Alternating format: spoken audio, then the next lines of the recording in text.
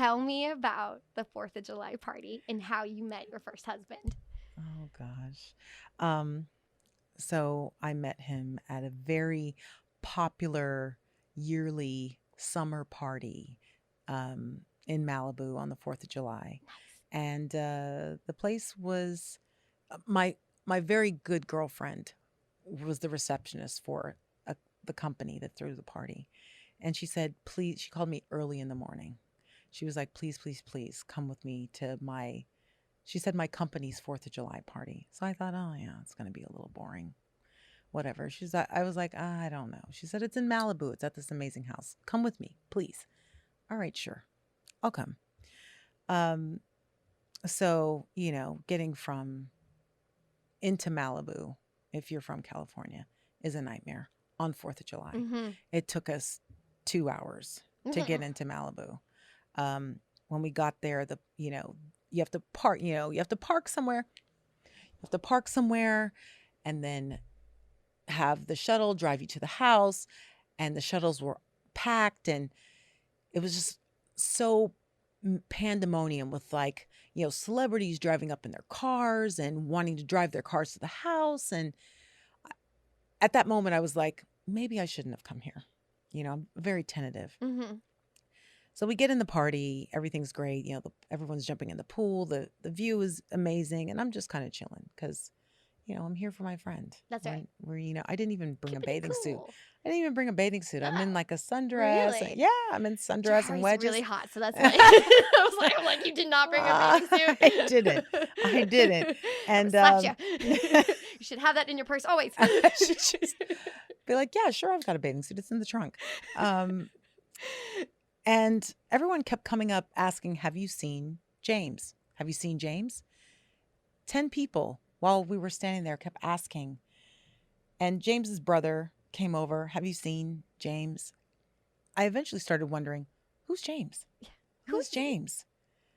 What? So finally, I'm standing there, I'm looking at all the scenes, all the, the women walking around in heels and bikinis and the dudes doing their push-ups and just everyone's on their own thing, but it's a full-blown raging party. Flat, this was, cameras are everywhere. It was pretty amazing.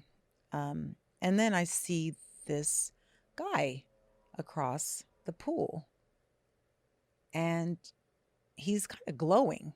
I don't know if it's was the sun in Malibu or what, but I was just drawn to him. And I lean over to my friend and I say, who's that guy? And she goes, oh, that's James. Oh, of course. And that's what I said. Of course, that's James. So, I say, I want to meet him. Everybody's been talking about him. I met his brother. I want to meet him. Yeah. Well, I don't know if you've ever felt that feeling where you touch someone's hand and you feel a spark. I did. I felt this amazing spark with him. And believe me, I'm a player for life. I could care less. I just felt like, cool, add somebody else to the team. But there was a different energy between the two of us, and just the way that he approached me and the way that he spoke to me, and which was very different than what I was used to in dating. Yeah. So he asked me if I would go out with him that evening. He took me to dinner after the party, which was great. Of course, he knew my friend. They worked together, and his brother. We went and had, Mexican food, of course, because that's what I love. Cinco de July. Yes, exactly. 4th of July. Cuatro. Have tacos for sure. And he asked me on another date while we were on that date, and I was like, "Wow, he's really consistent. That's right. Yeah, I like this. Yes. It's not like this ambiguous thing happening. I can just let it linger. Yeah, let it linger 3 to 7 days.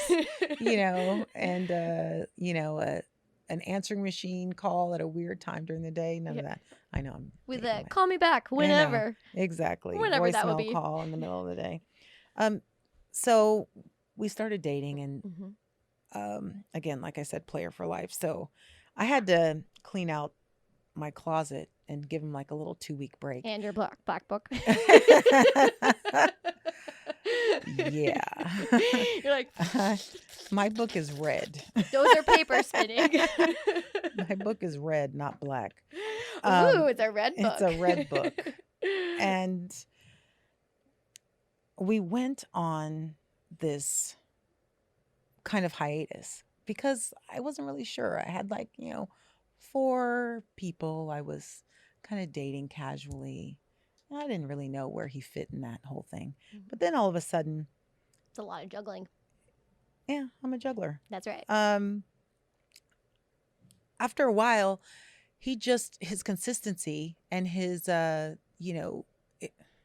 his determination to take me out won me over all the ambiguity from Yeah. that I was dealing And with lack with of other consistency. yeah, Yeah. with other men. It was so I decided to focus on that and Nice. stop returning calls from other people and just experiment with that. We went on like a kind of a group vacation and stayed at a friend's beach house in San Diego, and Nice.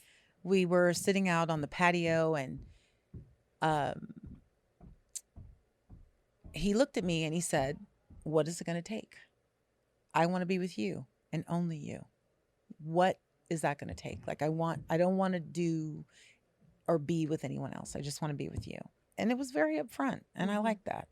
Just be upfront with me. Tell me what it is that you want, and I'll decide if I want to do that or not.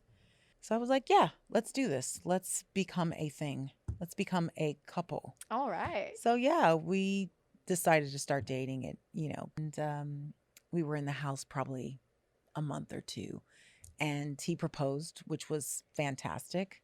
And then 2 months after that, we found out we were having a baby. Oh. So everything just moved very fast. We had already like planned our wedding and everything. Our son was born 2 months before we got married. Well, no, 3 months before we got married.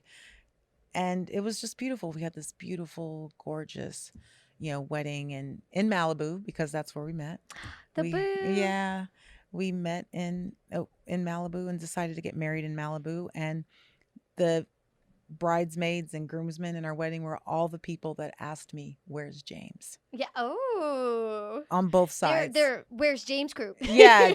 So those were all the people that were there the day that we met. They were there the day we got married.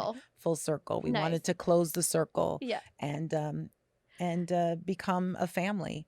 So we had this beautiful ceremony, and we had this beautiful ceremony that I wanted to be like an enchanted garden. Yes.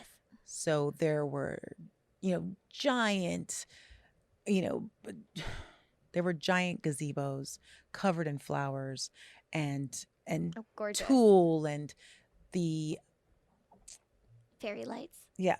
Yes. There were lights in 50 oak trees. There was a little bridge that went over a river that I walked over to get to the fairy garden that took me up to the gazebo. Yeah. And we had this gorgeous ceremony. And then at the end, we had monarch butterflies released into the sky.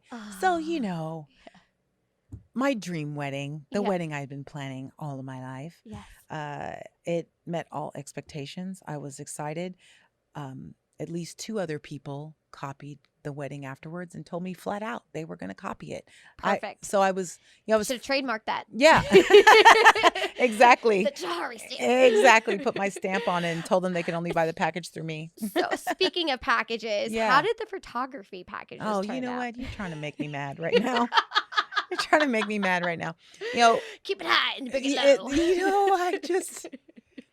The photos were terrible. No. They were horrible. No. They were horrible. So bad that we didn't even order a single photo. And that's when you would order them back in the day.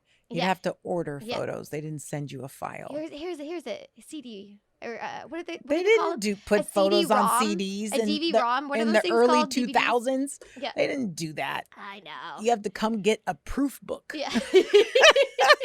And it all has like stamps on it, like watermarks. Yes. Yeah. That's how it was. Like, well, I'm not even going to say that company because nobody will know what that is. But they might not be in existence anymore. It's not. Oh. It's not. But here's the thing. The photos were terrible. Ugh. We never ordered a single one of them, which already is a problem. I So mean, some would consider that a bad omen, but or yeah, not. It was but I found that I wasn't the only one. that's You an know, in the moment thing anyway. yeah, Sometimes we it didn't doesn't always like have to any be of the so photos. like unnecessarily captured. We looked like we were posing at JCPenney's. Oh It was geez. just Yeah. there were no like photojournalistic style photos. The way Yeah. that More candid too. more Yeah. candid, there was Yeah. nothing like Where that. that It gives it was life and right. It like was a all very posed, very tilt your traditional. head. Yeah, Yeah. very, very traditional 15 and degrees very, to the right. it didn't reflect our personalities. It Yeah. didn't reflect our love. It didn't reflect anything except for here are the people that were in the wedding. Yeah. Very So formal. yeah, it was very formal. Yeah. But I still loved my wedding. The wedding video was very cute. Oh. It was very cute. A friend of James was a new director and wanted the Oh. chance to Oh, then it that was he that made up for captured. it. Yeah, That yeah, made yeah, up yeah. for it. Yeah. I think that's why So you always kind of go for both. right. Yeah, yeah. So you That makes capture sense. things in a different way. Yeah. Different perspectives We from the were so photographers. happy. We had our our little boy and our cute little house and picket fence and our pool and everything was just so Life was lovely. Life perfect. was so beautiful. In November, we got married in July. In Yeah. November, his grandmother was diagnosed with cancer and died Mm. within 2 months.